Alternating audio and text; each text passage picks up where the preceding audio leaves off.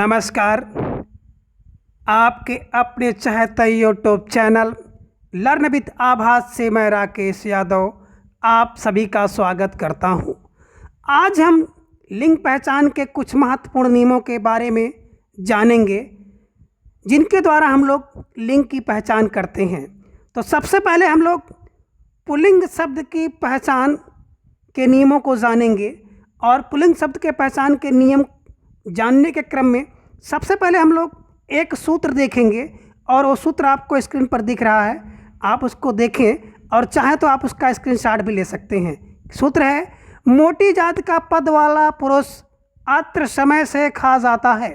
एक बार और देखें, मोटी जात का पद वाला पुरुष अत्र समय से खा जाता है।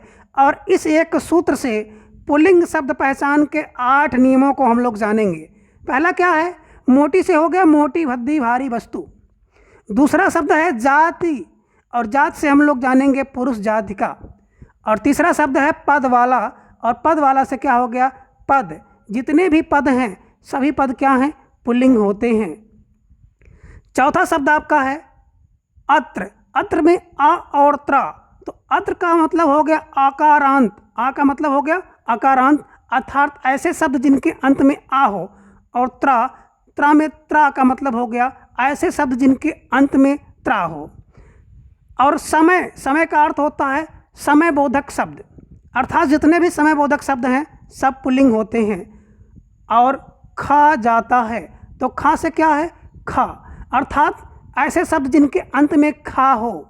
और जा ऐसे शब्द जिनके अंत में जा हो, क्या होते हैं? प्रायः पुल्लिंग होते हैं। अब हम लोग एक एक की चर्चा करेंगे। क्या है? मोटी भद्दी भारी वस्तु। मोटी भद्दी भारी वस्तु प्रायः क्या होती है? पुल्लिंग होती है।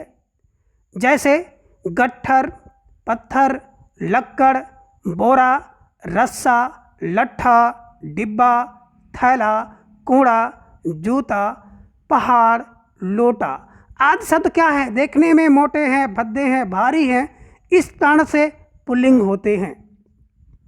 दूसरा शब्द है पुरुष जात का बोध कराने वाले शब्द। अब पुरुष जात के अंतर्गत क्या है?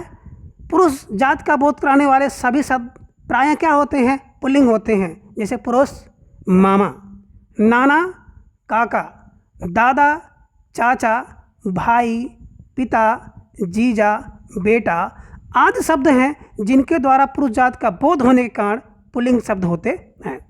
अगला है पद वाला शब्द। जितने भी पद हैं सभी पद क्या होते हैं? पुल्लिंग होते हैं, चाहे उस पद पर जो भी बैठा हो, अर्थात उसका धारक चाहे स्त्री हो चाहे पुरुष हो, चाहे स्त्री धारण की हो या पुरुष धारण किया हो, लेकिन वो पद क्या होता है? पद सदैव पुल्लिंग होता है। और विभिन्न प्रकार की परीक्षाओं में यहाँ से क्वेश्चन बनते हैं, जैसे प्रधानमंत्री, डॉक्टर, राजदूत, वकील, शिक्षक आदि जितने भी पद हैं सभी पद क्या हैं? प्रायः पुल्लिंग होते हैं। अगला है आकारांत, तद्भव एवं तत्सम शब्द सदैव पुल्लिंग होते हैं। तो आकारांत, तद्भव एवं तत्सम शब्द जो है प्रायः पुल्लिंग होते हैं। जैसे आपको एक शब्द मिलता आम, तो आम के जो माँ है, माँ में आ है, तो आकारांत होने के कारण माँ क्या हो गया? आम क्या हो गया? पुल्लिंग। गांव, भगत, सांप, खेत, जगत, पाल, भाल, मस्तक, वन, टन, वृंद, प्रिय, उपवन, पुष्प, सुत आदि शब्द क्या हैं? आकारांत हैं। और आकारांत जितने भी तद्भव या तत्सम शब्द होते हैं सभी प्रायः पुल्लिंग होते हैं। आगे देखें, अत्र के त्रा।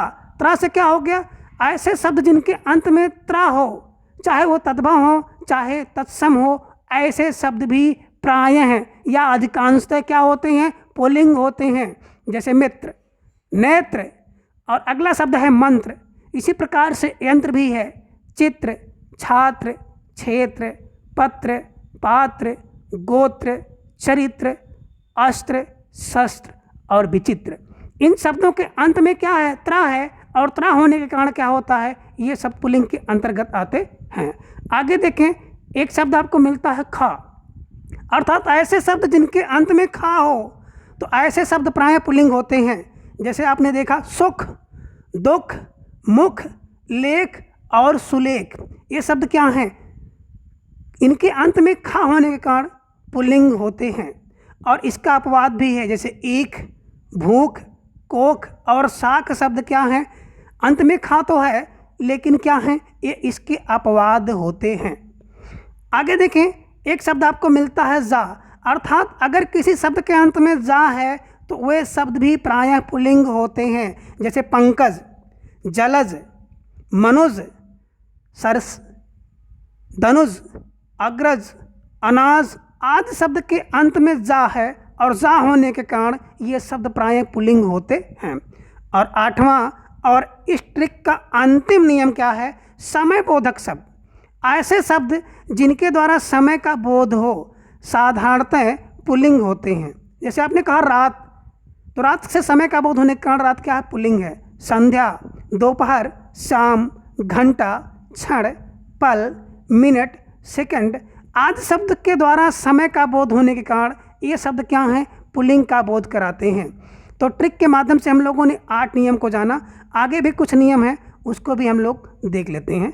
आगे एक दान प्रत्यय होता है, और दान प्रत्यय किसी शब्द में अगर लग जाता है तो वो शब्द भी प्रायः पुल्लिंग होते हैं। जैसे एक शब्द आपका है खान, और खान में दान प्रत्यय लग गया, अर्थात आप कह सकते हैं कि अगर किसी शब्द के अंत में दान लगा है तो उसको भी आप क्या कहते हैं, पुल्लिंग कहते हैं, या वो भी शब्द प्रायः पुल्लिंग होता है। जैसे खानदान, पानदान, कूड़ेदान, कलमदान और इत्रदान।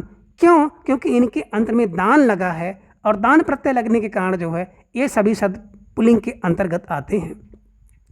अगला नियम है, खाना प्रत्यय वाले शब्द भी पुल्लिंग होते हैं, अर्थात अगर किसी शब्द के अंत में खाना प्रत्यय लगा है तो ऐसे शब्द भी क्या होते हैं, पुल्लिंग होते हैं। जैसे कारखाना, दवाखाना, पागलखाना आदि शब्द क्या हैं, खाना प्रत्यय के कारण जो है पुल्लिंग होते हैं।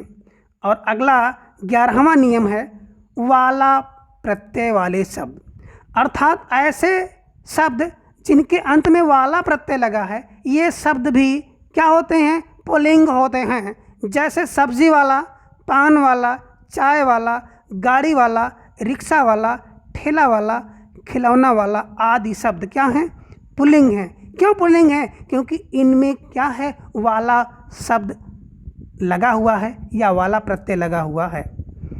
अगला है, एरा प्रत्यय वाले शब्द भी क्या होते हैं, पुल्लिंग होते हैं। अगर किसी शब्द में एरा प्रत्यय लगा है तो वे शब्द भी पुल्लिंग होते हैं। जैसे चेहरा, फुफेरा, ममेरा, लुटेरा और मौसेरा शब्द, इन शब्दों में एरा प्रत्यय लगा है, और एरा प्रत्यय अगर किसी शब्द में लग जाता है तो वो शब्द क्या है, पुल्लिंग का बोध कराता है।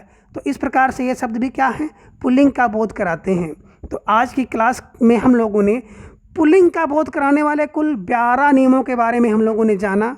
तो बच्चों, आज की क्लास में बस इतना, शेष इसका अगला भाग हम लोग अगली कक्षा में पढ़ेंगे। और आज की वीडियो आपको कैसी लगी आप लोग कमेंट बॉक्स में कमेंट ज़रूर करें। Thanks for watching.